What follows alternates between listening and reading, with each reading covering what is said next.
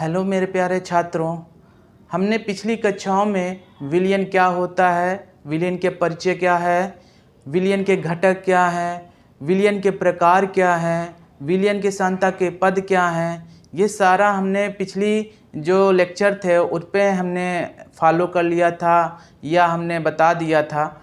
तो आप लोगों में से जो लोग ना देखे हों ये वीडियो, तो आप जाके मेरे चैनल में जाकर वहाँ पे ये सारे लेक्चर देख सकते हैं। और देखने के बाद आज तो ये जो वीडियो चल रहा है इसको आप देखिए, लेकिन इसको पहले वो जाके वीडियो देखिए, फिर उसके बाद ये वाला जो लेक्चर है हमारा नेक्स्ट टॉपिक जो लेक्चर है हमारा बहुत ही इम्पॉर्टेंट है हमारी परीक्षा के लिए, और ये है विलेयता। यानी कि जो विलेयता होती है, ठोस की द्रव में विलेयता, गैस की द्रव में विलेयता, तो उसके बारे में हम अध्ययन इस वाले टॉपिक पे करेंगे। तो हम किसकी बात कर रहे हैं? विलेयता की। किसकी बात कर रहे हैं? विलेयता। विलेयता, विलेयता, विलेयता। इंग्लिश में क्या बोलते हैं? इंग्लिश में सोल्यूबिलिटी, सोल्यूबिलिटी। ये सोल्यूबिलिटी होती क्या है, पहले हम साधारण समझेंगे। सोल्यूबिलिटी होती क्या है? जैसे हमने कोई एक ग्लास लिया और ग्लास में हमने उसमें 100 ग्राम लगभग पानी डाला। 100 ग्राम लगभग क्या करा? पानी डाला। मान लीजिए हमने कोई ग्लास लिया और ग्लास में कितना 100 ग्राम यहाँ तक हमने पानी भर दिया। कितना पानी भर दिया? 100 ग्राम। 100 ग्राम हमने क्या किया? पानी भर दिया। अब उसके बाद घर में आप लोगों के उपलब्ध होती हैं चीनी या नमक, कुछ भी आपका उपलब्ध होता है। मान लीजिए हमने चीनी हमने लिया, तो चीनी की हमने पहले थोड़ी मात्रा डाली। मान लीजिए हमने क्या डाला? 5 ग्राम डाला। पहले हमने कितना डाला? 5 ग्राम डाला। तो 5 ग्राम चीनी उसमें घुल गई। फिर हमने उसमें और 5 ग्राम डाला, फिर घुल गई। फिर उसमें और हमने चीनी डाला, फिर घुल गई। लेकिन एक अवस्था ऐसी आती है जिसमें चीनी का घुलना हमारा बंद हो जाता है। ये बंद हो जाता है, ये हमने कब पढ़ा था? संतृप्त विलयन में, कि जब ठोस पदार्थ या विलेय पदार्थ का ऐसी अवस्था आ जाए जिसमें हमारा विलेय घुलना बंद हो जाए, वो विलयन क्या कहलाता है? संतृप्त विलयन कहलाता है। यानी कि जब चीनी की मात्रा हम इसे 5 ग्राम डाल रहे हैं, घुल जा रही है, लेकिन एक अवस्था ऐसी आई कि वह चीनी का इसमें घुलना बंद हो गया। मान लीजिए 15 ग्राम हमने चीनी इसमें डाला और वहाँ पे चीनी जो हमने 15 ग्राम डाला इसमें, तो वहाँ पे चीनी का घुलना बंद हो गया। तो 100 ग्राम हमने विलायक जल लिया था और 15 ग्राम चीनी उसमें हमारी घुल गई। यानी 15 ग्राम के ऊपर चीनी अब उसमें नहीं घुल रही है। तो हमने यहाँ पे क्या कहा कि जो हमारी चीनी की विलेयता है 100 ग्राम में कितनी है? 15 ग्राम। तो ये है हमारा एक साधारण भाषा में हमने कहा, समझाया। इसकी परिभाषा क्या होती? परिभाषा जैसे ही हम लिखेंगे आप लोगों की बिल्कुल समझ में आ जाएगा। विलेयता क्या होती है? चलिए, किसी निश्चित ताप पर, किसी निश्चित ताप पर, किसी निश्चित ताप पर, किसी निश्चित ताप पर किसी विलायक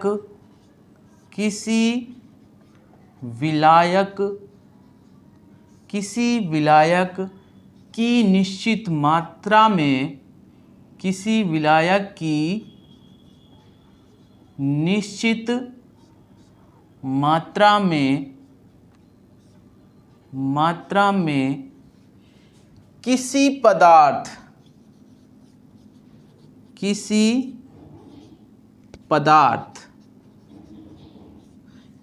पदार्थ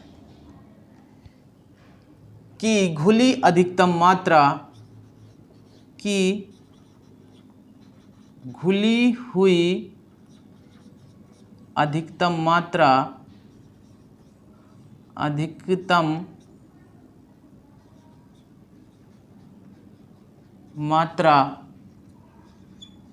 उस पदार्थ की विलेयता कहलाती है, उस पदार्थ की विलेयता कहलाती है। ठीक है, तो हमने यही चीज़ बताया कि कोई निश्चित हमारा विलायक है, उसमें हमने क्या डाला, मान लीजिए पहले हमने थोड़ी चीनी डाली, वो घुल गई, फिर थोड़ी चीनी डाली, फिर घुल गई, फिर डाली, फिर घुल गई, लेकिन हम थोड़ा थोड़ा करके तौल रहे हैं कि कितना हमने इसमें डाल दिया। यानी कि हमने उसमें कितनी चीनी डाल दिया, लगभग 15 ग्राम हमने चीनी डाली और वहाँ पर वो घुलना बंद हो गया। लेकिन और एक बात है, यहाँ पे मान लीजिए हमने एक निश्चित टेम्परेचर दे दिया 30 डिग्री सेंटीग्रेड। क्या दे दिया, 30 डिग्री सेंटीग्रेड हमने एक निश्चित टेम्परेचर दे दिया, इसी टेम्परेचर पे ही घुलना है, अन्यथा हम टेम्परेचर को मान लीजिए घोल रहे हैं, अब हमने टेम्परेचर बढ़ा दिया तो उसमें विलेयता और बढ़ जाएगी, अगर हमने घटा दिया तो विलेयता कम हो जाएगी। तो ये चीज़ें भी दिमाग में आपको रखना है। ठीक है, तो अगर हमने 30 डिग्री सेंटीग्रेड जो हमारा टेम्परेचर है वो निश्चित टेम्परेचर हो गया, 100 ग्राम निश्चित विलायक हो गया, 100 ग्राम विलायक में निश्चित टेम्परेचर में घुली हुई विलेय की जो मात्रा है उस विलयन की, उस पदार्थ की क्या कहलाती है, विलेयता कहलाएगी। तो इस विलयन में क्या हो जाएगी भाई, हमारा 100 ग्राम विलायक है और हमारा चीनी कितनी है, 15 ग्राम, तो यहाँ पर इसकी विलेयता क्या हो जाएगी, 15 ग्राम प्रति 100 ग्राम विलायक। तो चीनी की विलेयता क्या हो गई, 15 ग्राम प्रति 100 ग्राम विलायक, यानी कि 15 ग्राम जल में 100 ग्राम जल में 15 ग्राम विलायक हमारी क्या है, घुली हुई है। तो ये दिमाग में आपको रखना है। क्या है, हमने क्या परिभाषा बताई, किसी निश्चित ताप पर किसी विलायक की निश्चित मात्रा में किसी पदार्थ की घुली हुई अधिकतम मात्रा उस पदार्थ की क्या कहलाती है, विलेयता कहलाती है। और ये जो विलेयता होती है यह हमारी प्रभावित भी होती है, यानी कि इसको प्रभावित करने वाले कारक भी होते हैं। अब वो कारक कौन कौन से हैं भाई, कारक कौन कौन से हैं, चलिए जानेंगे कारक के बारे में। कारक हमारे लगभग 3 कारक मुख्यतः होते हैं। पहला हमारा क्या है, विलेय तथा विलायक की प्रकृति, विलेय तथा विलायक की प्रकृति। इसका मतलब क्या हो गया, विलेय तथा विलायक की प्रकृति का मतलब क्या हो गया, यानी कि विलेय की प्रकृति क्या है, विलायक की प्रकृति क्या है। विलेय की प्रकृति का आशय यहाँ पर यह है और विलायक की प्रकृति का आशय यहाँ पर यह है कि विलेय और विलायक ध्रुवीय है कि अध्रुवीय है। अब सबसे पहले ध्रुवीय अध्रुवीय आना चाहिए। ध्रुवीय क्या होते हैं, वे विलायक या विलेय जो हाइड्रोजन बॉन्ड बना लेते हैं अपने विलयन में, तो वो हमारे क्या कहलाते हैं, ध्रुवीय विलायक कहलाते हैं, और जो नहीं बना पाते हैं वो हमारे क्या कहलाते हैं, अध्रुवीय विलायक या गैर ध्रुवीय विलायक कहलाते हैं। तो यहाँ विलेय तथा विलायक का प्रकृति पर निर्भर करती है। अगर विलेय हमारा ध्रुवीय है तो विलायक भी ध्रुवीय होना चाहिए, अगर हमारा विलेय अध्रुवीय है तो विलायक भी अध्रुवीय होना चाहिए घुलने के लिए। ठीक है, अगर आप सोचें कि हमारा ध्रुवीय और अध्रुवीय को आपस में मिला लें तो नहीं मिलेगा। जैसे हम बात करते हैं चीनी और जल की, तो ये दोनों हमारे ध्रुवीय हैं, ये हमारे दोनों क्या हैं, ध्रुवीय हैं, तो आपस में हमारे घुल जाते हैं। लेकिन अगर यही सपोज दैट हमने चीनी को बेंजीन में घोला होता, क्योंकि बेंजीन हमारा अध्रुवीय विलायक है, तो जब हम चीनी को बेंजीन में घोलेंगे तो नहीं घुलेगा। इसी प्रकार हम अगर नैफ्थलीन या एंथ्रासीन को जल में घोलें, नैफ्थलीन या एंथ्रासीन को जल में घोलें तो नहीं घुलेगा, क्योंकि नैफ्थलीन और एंथ्रासीन जो होते हैं हमारे क्या होते हैं, ये हमारे अध्रुवीय विलायक होते हैं।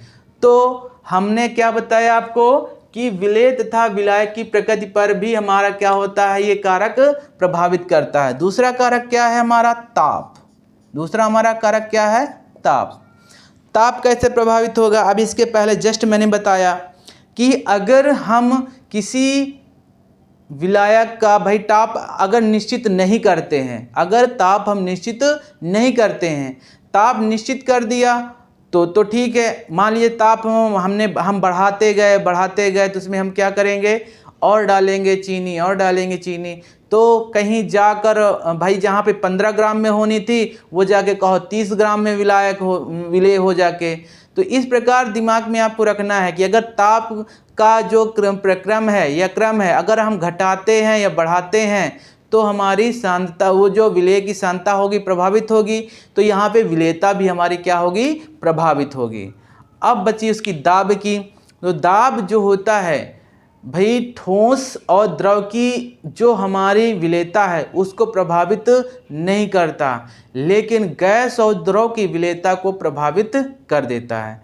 क्यों ठोस और द्रव की? वो क्योंकि असंपीडीय होते हैं, यानी कि उनका संपीडन नहीं होता है।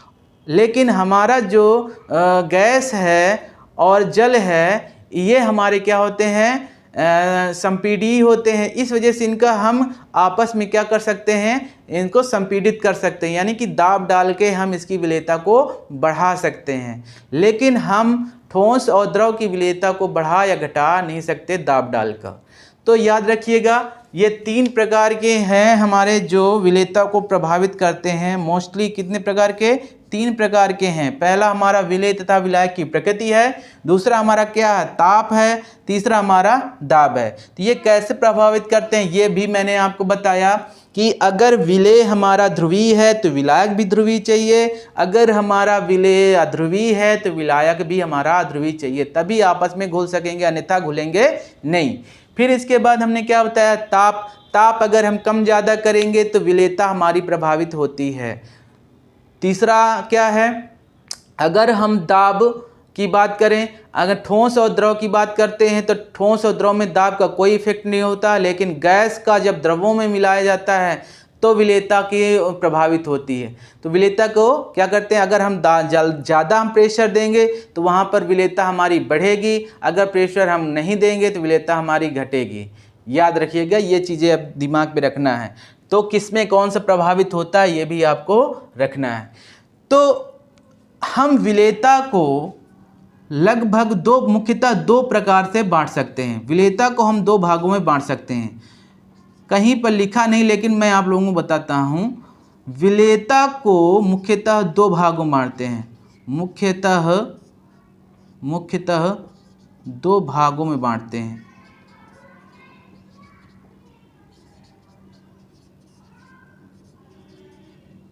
ठीक है, ठीक। नंबर 1 क्या है हमारा, ठोसों की द्रवों में विलेयता,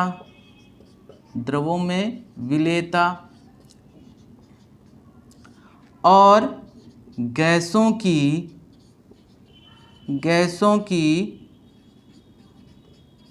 द्रवों में विलेयता।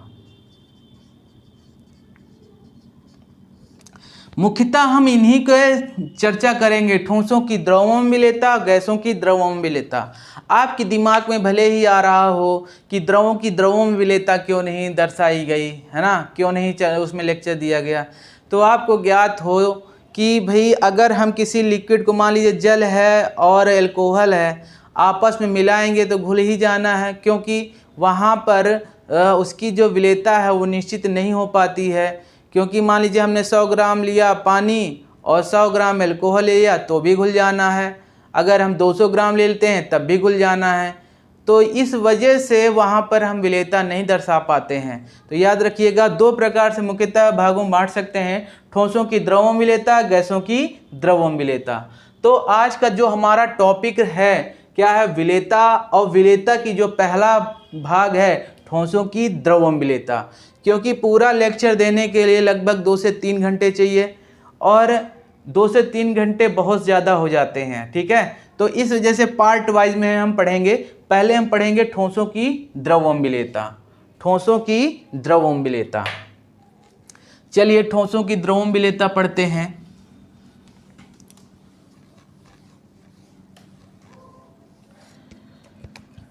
पहला है हमारा क्या है, पहला है हमारा ठोसों की द्रवों में विलेयता। यहाँ से पढ़ते हैं।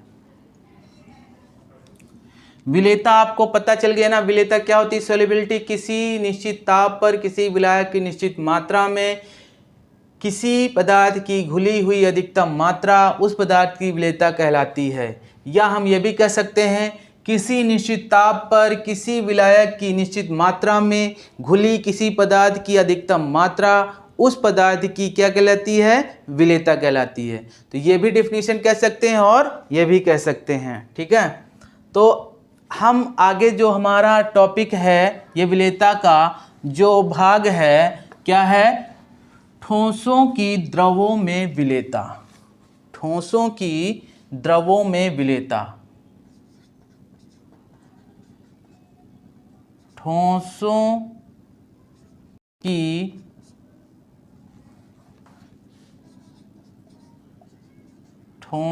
की द्रवों में विलेयता। ठोसों की द्रवों में विलेयता। इसको हम दो पार्ट में समझेंगे। जो विलेयता है इसको हम कितने पार्ट में समझेंगे, दो पार्ट में समझेंगे। चलिए पहला पार्ट क्या है हमारा वो समझेंगे। पहला पार्ट क्या है हमारा, पहला पार्ट है ठोसों की द्रवों में विलेयता। किसी निश्चित ताप पर किसी निश्चित ताप पर किसी ठोस पदार्थ की किसी ठोस पदार्थ की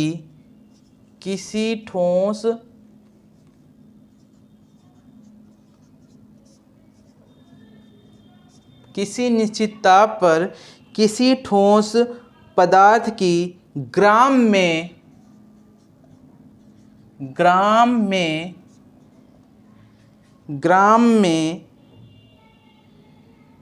वह अधिकतम मात्रा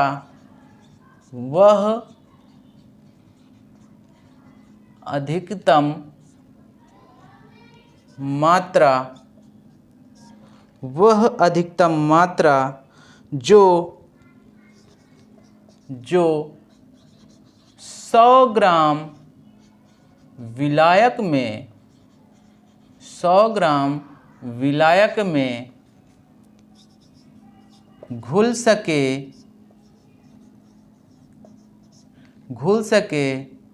उस पदार्थ की विलेयता कहलाती है। उस पदार्थ की विलेयता कहलाती है।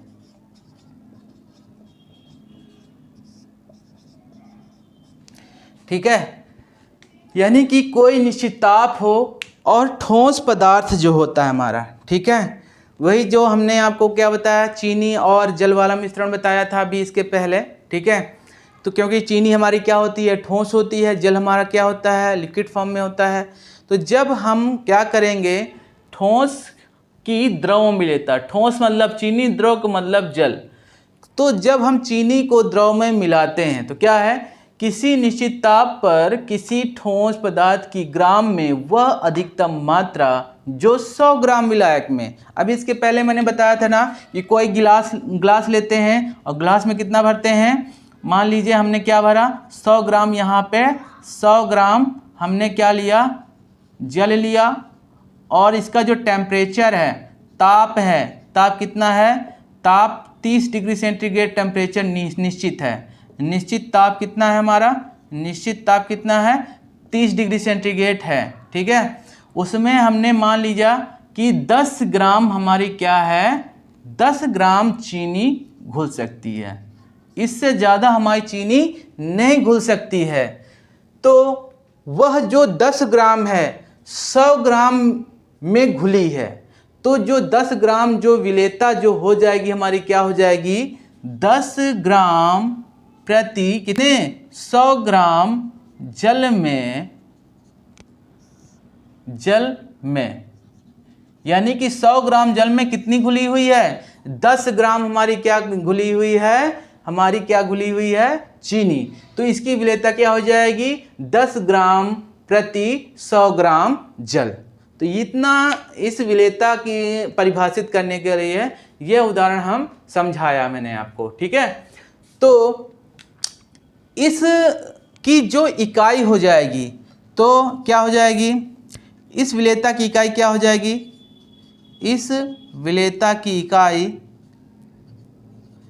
विलेयता की इकाई क्या होगी, इकाई क्या हो जाएगी हमारी, वही चीज़ है क्या, ग्राम प्रति 100 ग्राम विलायक, ये इसकी इकाई होगी, ठीक है। और इस इकाई का जो प्रयोग होता है, इस इकाई का प्रयोग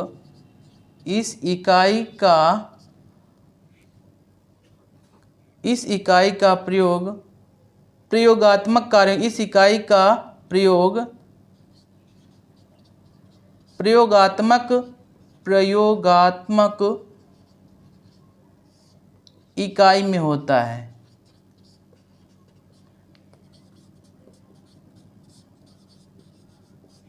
ठीक है, तो यानी कि जब ग्राम ग्राम की बात की जाए तो हमें ये लिखना है, ठीक है। अब दूसरी आपके दिमाग में आ रहा होगा कि दूसरा भाई कैसे है ठोस में, जब हमारा जो विलायक है वो क्या हो जाए, हमारा लीटर में हो जाए, और जो हमारे विलेय है वो किस में हो जाए, मोल में हो जाए, तो हमारा क्या हो जाता है, वो दूसरे प्रकार का जो ठोसों की द्रव्य विलेयता है कहलाती है। चलिए समझते हैं, उसको भी समझते हैं। क्या हो जाएगी हमारी कि किसी निश्चित ताप पर दूसरा पार्ट क्या हो जाएगा इसका, किसी निश्चित ताप पर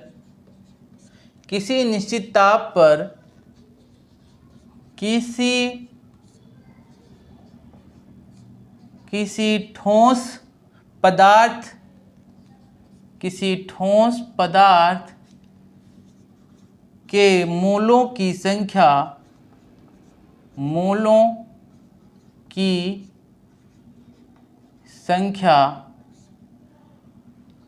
1 लीटर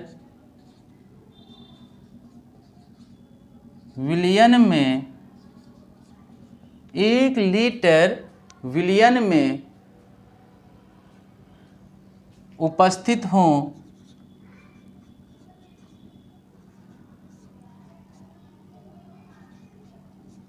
तो उस पदार्थ की विलेयता कहलाती है।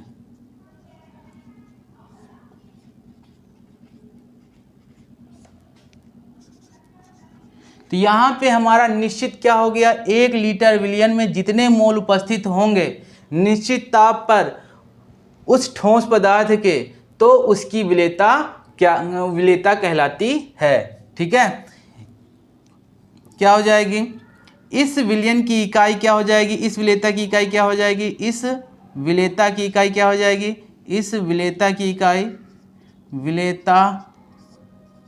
इकाई क्या हो जाएगी। अब भाई वहां पे क्या था, ग्राम प्रति ग्राम था, तो यहाँ पे क्या हो जाएगा, मोल प्रति लीटर। क्या हो जाएगा, मोल प्रति लीटर होती है, ठीक है। इस प्रकार की इकाई का प्रयोग हम किस में करते हैं, इस प्रकार की इकाई का प्रयोग सैद्धांतिक इस प्रकार की जो इकाई है उसका प्रयोग कहाँ पे किया जाता है, जो हमारी सैद्धांतिक होती हैं, ठीक है, कहाँ पे होता है उसका प्रयोग? जो हमारे क्या होते हैं सैद्धांतिक इकाइयाँ होती हैं उस पे किया जाता है।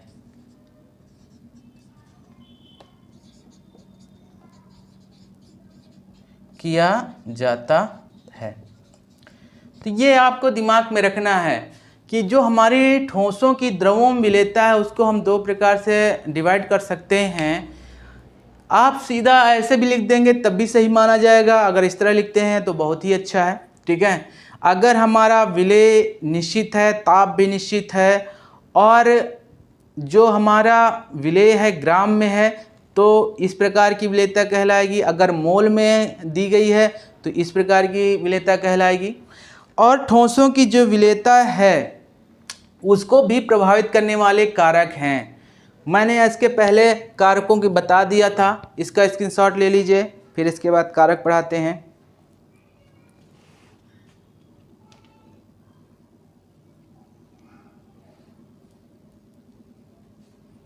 चलिए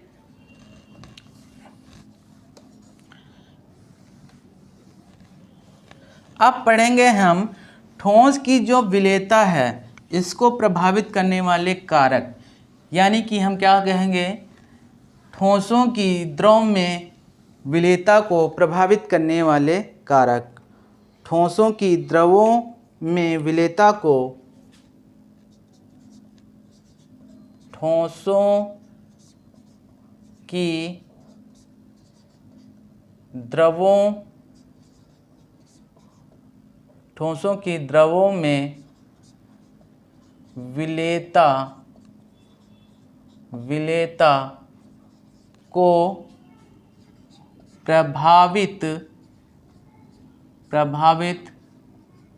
करने वाले कारक।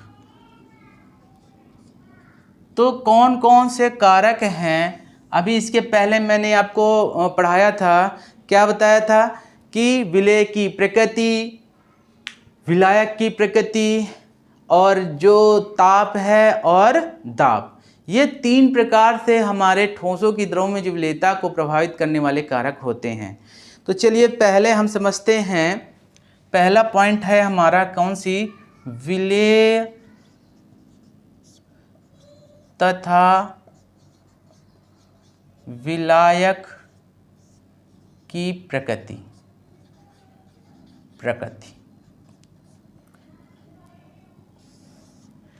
विलेय तथा विलायक की प्रकृति यानी कि क्या कह सकते हैं nature of solute and solvent. तो हम क्या कह सकते हैं कि जो सभी ठोस होते हैं समान विलायक में नहीं घुल सकते हैं। सभी ठोस जो हमारे क्या होते हैं, सभी ठोस होते हैं, सभी जो विलायक होते हैं उनमें नहीं घुल सकते हैं। तो ये आपको दिमाग में रखना है, जो सभी ठोस समान विलायक में विलेय नहीं होते। यानी कि हम क्या कह सकते हैं, सभी ठोस सभी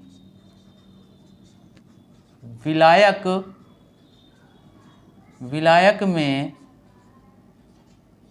नहीं घुल सकते हैं।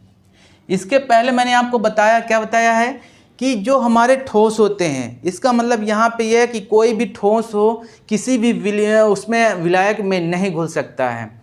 इसका कारण क्या है मैंने बताया, ध्रुवी और अध्रुवी।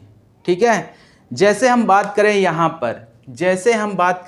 पर, एक चीज़ है यहाँ पे, जैसे हम बात करते हैं, यानी कि हम यहाँ पे क्या कह सकते हैं, सभी ठोस सभी विलायक में नहीं घुल सकते हैं। अर्थात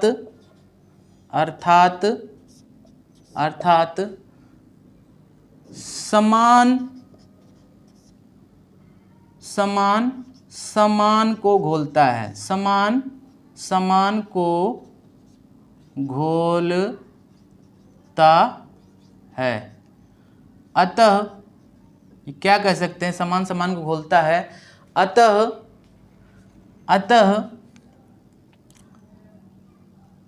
ध्रुवीय विलायक ध्रुवीय विलेय को घोलेगा। अतः ध्रुवीय विलायक ध्रुवीय विलायक ध्रुवीय विलेय को घोलेगा तथा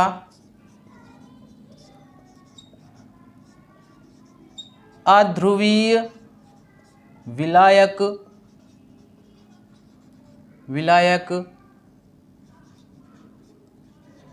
अध्रुवीय विलेय को घोलेगा। ये दिमाग में आपको रखना है। ये साधारण भाषा में बिल्कुल मैं बता रहा हूँ, किताबी भाषा नहीं है, बिल्कुल साधारण लैंग्वेज में। अर्थात उदाहरण से समझते हैं, उदाहरण क्या है? चीनी तथा नमक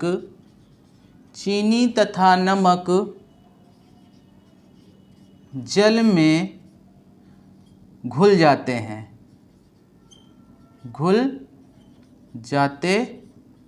हैं तथा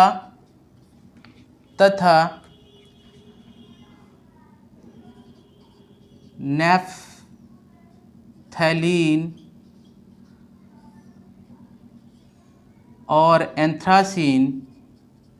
और एंथ्रासीन बेंजीन में घुल जाते हैं। अगर चीनी को बेंजीन में तथा नैफ्थलीन को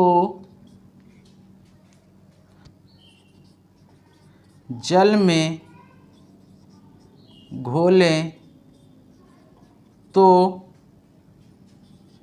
वे नहीं घुलेंगे, क्योंकि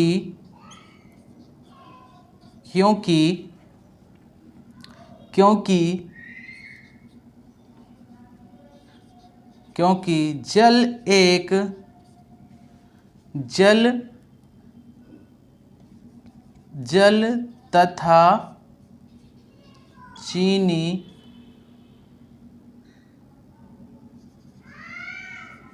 ध्रुवीय होते हैं और बेंजीन, नैफ्थलीन अध्रुवीय होते हैं।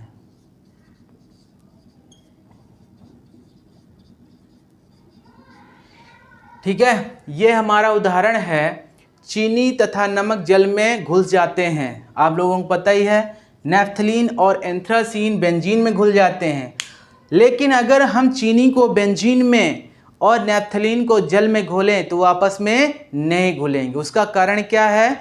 क्योंकि चीनी, नमक और हमारा जल ये क्या है? ध्रुवीय होते हैं। और नैफ्थलीन, बेंजीन, एंथ्रासीन ये हमारे क्या होते हैं? अध्रुवीय होते हैं।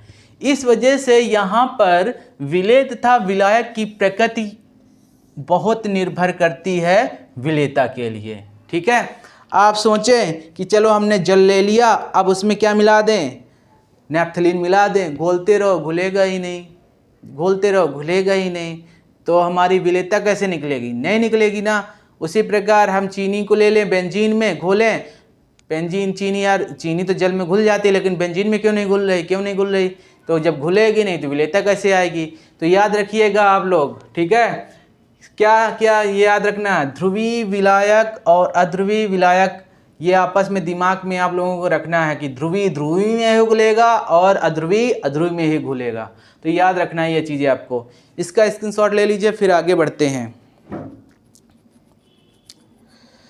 चलिए दूसरा है ताप। दूसरा है हमारा क्या? ताप।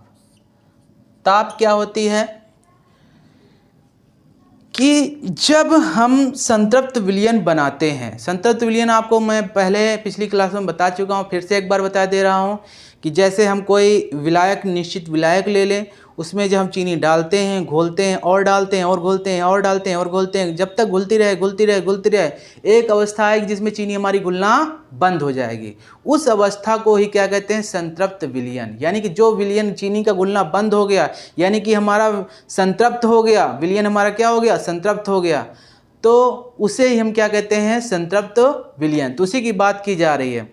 अगर हमारा संतृप्त विलयन में बनाने के लिए ऊष्मा की आवश्यकता होती है, आवश्यकता हो और ताप बढ़ाया जाए, तो हमारी विलेयता क्या होगी? बढ़ेगी। विलेयता हमारी क्या होगी? बढ़ेगी। अगर हमारी क्या हो जाए? अगर हमारी क्या बोलते हैं, अगर हमारी भाई उसमें क्या किया जाए कि ऊष्मा अगर मुक्त हो रही हो, तो अगर ऊष्मा हमारी क्या हो रही हो? मुक्त हो रही हो, तो जो विले और ताप में वृद्धि किया जाए तो जो विलेयता होगी क्या होगी? घटेगी। यह किसने बताया था? लासातेलिए ने बताया था। किसने बताया था? लासातेलिए के नियम के अनुसार कि जब हम किसी संतृप्त विलयन बनाने के लिए विलेय के विलायक में घोलने की प्रक्रिया में ऊष्मा अगर अवशोषित हो रही है, तो एक दिमाग में रखना है, ठीक है। एक शॉर्ट फॉर्म में बिल्कुल से मैं बता रहा हूँ। अगर यहाँ पे संतृप्त विलयन बनाने के लिए, ठीक है, याद रखना, संतृप्त विलयन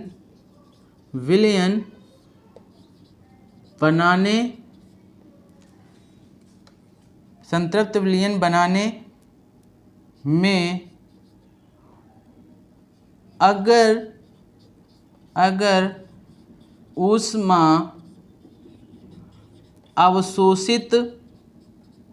अवशोषित हो तथा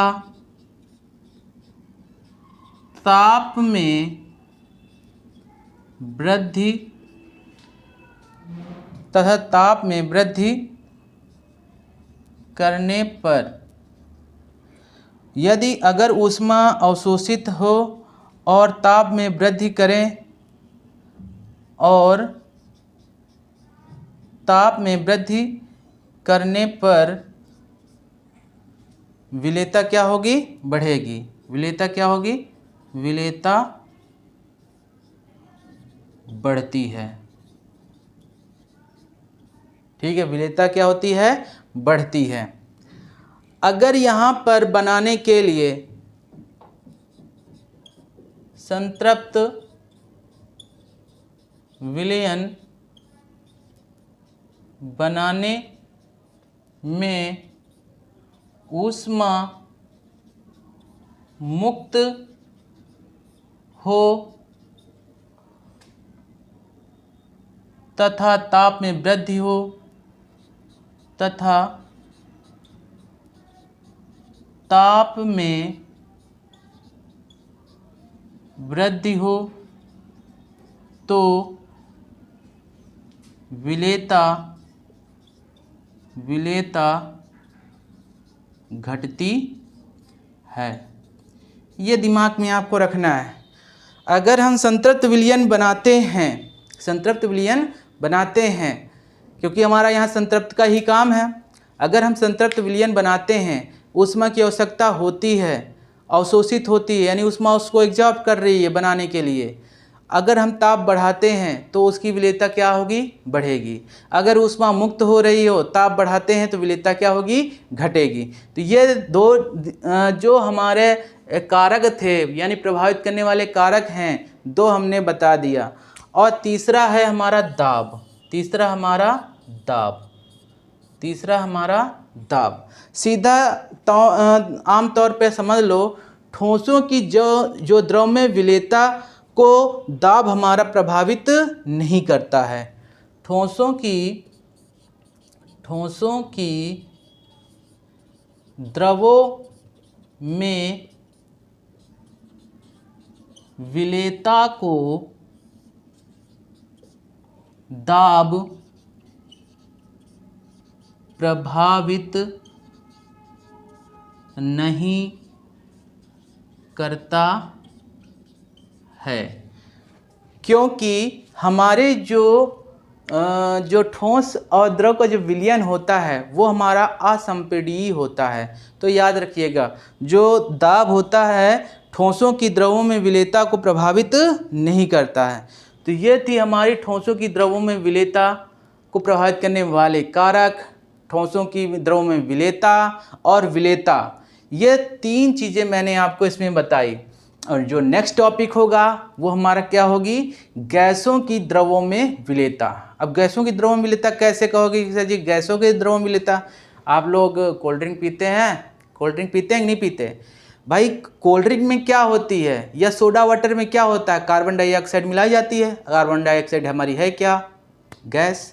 तो जल की जब गैस मिलाया जाता है तो इस प्रकार की जो विलेयता होती है वो हमारी क्या कहलाती है, गैसों की द्रवों में विलेयता। उसको भी प्रभावित करने वाले कारक होते हैं हमारे तीन। तो ये आपको हो गए, क्या हो गई, विलेय विलायक की प्रकृति, ताप और दाब। और भी अन्य हैं, जैसे दाब का जो बहुत ही उसी के अंतर्गत हम लोग क्या पढ़ेंगे, जो हमारा हेनरी का नियम है, राउल्ट का नियम है, सब इसी के अंतर्गत ही आता है। तो मेन जो हमारा क्या था यहाँ पर आज हमारा क्या है, ठोसों की द्रवों में विलेयता। तो ये चीज़ मैंने आपको आज की बताई। और जो लोगों ने पहले वाले लेक्चर नहीं देखे हैं तो वो मेरे चैनल में जाकर पुराने वीडियो जो मैंने लेक्चर दिए हुए हैं उनको देखें, फिर इसके बाद समझें। नहीं किसी को पता ही नहीं चलेगा कि संतृप्त विलयन क्या होता है ना, अति संतृप्त विलयन क्या होता है, या नॉर्मलता क्या होती है, मोलरता क्या होती है, क्योंकि इसके आगे वाले आने वाले क्वेश्चन इन्हीं पे आधारित होंगे, है ना। मोल प्रति लीटर क्या होता है यही नहीं पता, ग्राम प्रति लीटर क्या होता है, तो ये सब चीज़ें वहाँ से ही मिलेंगी आपको, यहाँ नहीं आपको मिल पाएंगी। तो जो पुराने लेक्चर हैं उनको देखें जाके आप लोग, तो और देखने के बाद फिर से ये जो मैंने पढ़ा ये वाला लेक्चर इसको देखें तो आप लोगों को बहुत ही अच्छी प्रकार से तैयार हो जाएगा। तो आज का लेक्चर यहीं पे समाप्त होता है। और जो नेक्स्ट टॉपिक होगा हमने क्या बताया, गैसों की द्रवों में विलेयता, उसको हम पढ़ेंगे नेक्स्ट टॉपिक में। वो टॉपिक भी बहुत लंबा होगा, हो सकता है पार्ट वाइज में, क्योंकि उसमें हेनरी का नियम, राउल्ट का नियम, ये सब उसी के अंतर्गत हैं, क्योंकि दाब पर आधारित हो जाते हैं। तो इस वजह से हमने क्या बताया कि उसको हम नेक्स्ट टॉपिक पे बताएंगे। ठीक है, धन्यवाद।